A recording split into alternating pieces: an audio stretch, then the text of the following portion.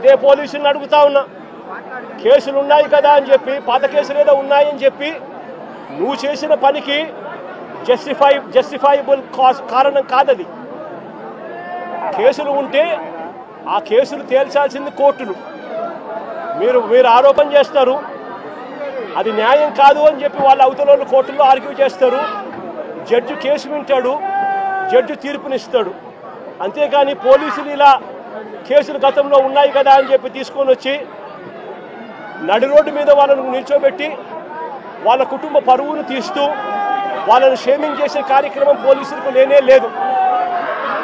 ఈ మధ్యకాలంలో జరిగిన అనేక ఘటనలు, రాకేష్ అనే పిల్లాడు, ఇది రాకేష్ అనే పిల్లాడికి సంబంధించిన కాలుకు సంబంధించిన ఎక్స్రే.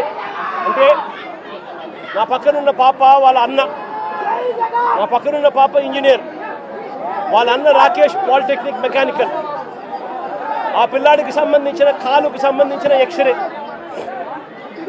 ఇలా కాలు ఇరిగిపోయింది, లోపల రాడ్ ఉంది, రాడ్ పెట్టి ఆ రాడ్కు కాలును ముడేసి డాక్టర్లు ఈ మాదిరిగా ఉన్న పరిస్థితిని చూస్తే పోలీసులు ఆ కాలు మీద కాలు పెట్టి నడి రోడ్డు మీద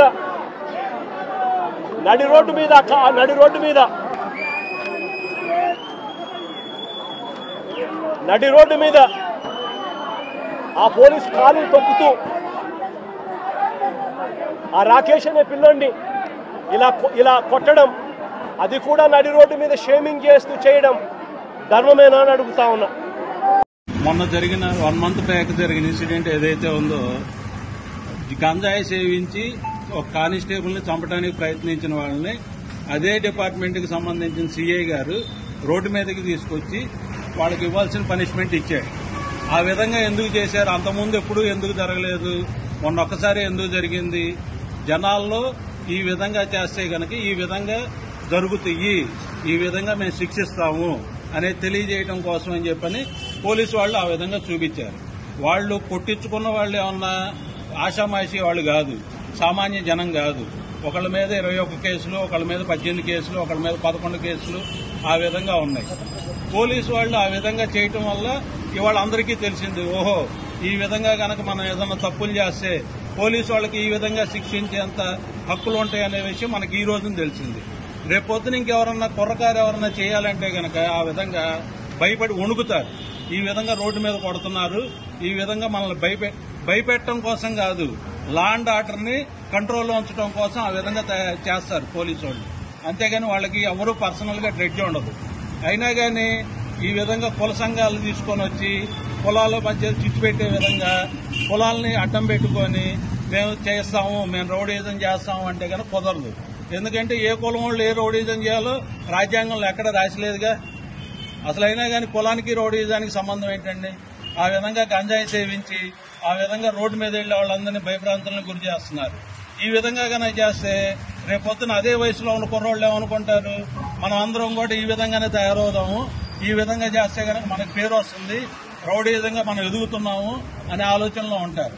ఎంతసేపటికి వాళ్ళు చేసేది వాళ్ళకి కరెక్ట్ అనిపిస్తుంది, కానీ దానివల్ల పబ్లిక్ ఎంత బాధపడుతున్నారు, ఎంత భయపడుతున్నారు అనేది వాళ్ళకి అర్థం కావట్లేదు. వయసు అట్లాంటిది వాళ్ళది.